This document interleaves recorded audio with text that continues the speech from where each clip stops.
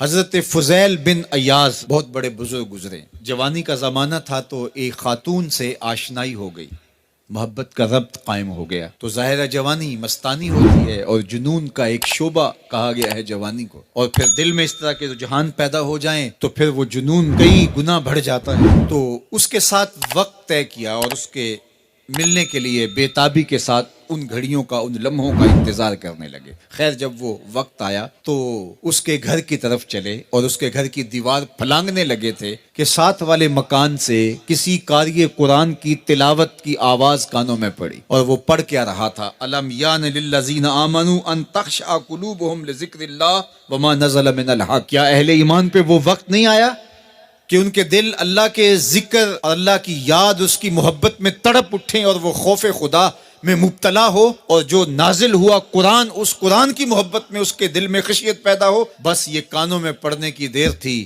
कि दोबारा गली में छलांग लगाई और कहा मेरे ऊपर वो वक्त आ गया है। और जंगलों को रोते हुए निकले और हजरत फुजैल बिन अय्याज फिर वलियों के इमाम करार पाए। इस आयत ने उनकी जिंदगी बदल दी। किसी की 30 साल, किसी की 40 बरस, किसी की 50 साल, किसी की 60 साल जिंदगी यहाँ मौजूद लोगों में से किसी की इससे भी ज्यादा और किसी की कम।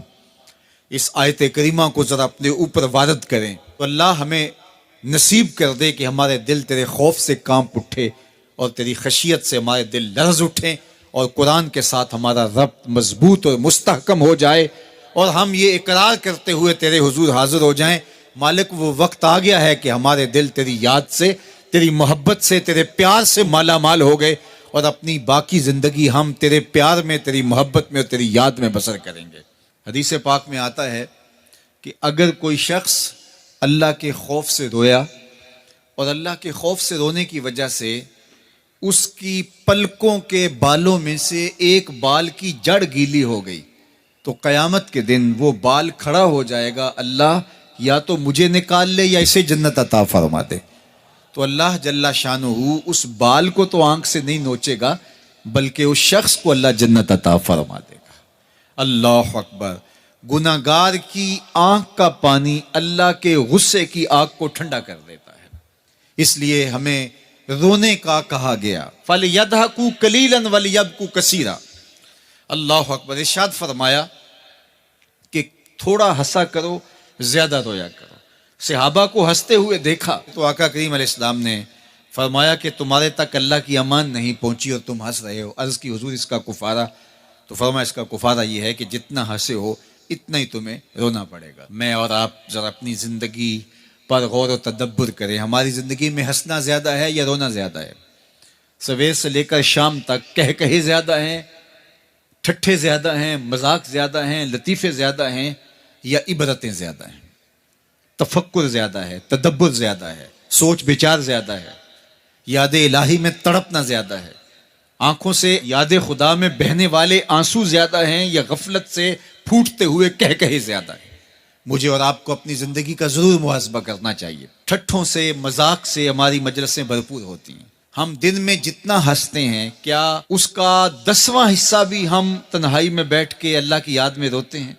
अगर ऐसा है तो मुबारक हो, और अगर ऐसा नहीं है तो अल्लाह से आंसू मांगो, अल्लाह से दर्द मांगो, उसकी याद में रोना मांगो, उसके जिक्र में तड़पना मांगो, उसकी मोहब्बत में बेताबियां मांगो, आंसू मांगो, सिसकियां मांगो, तड़पने फड़कने की तौफीक दे, दिले मुर्तजा सोज सिद्दीक दे।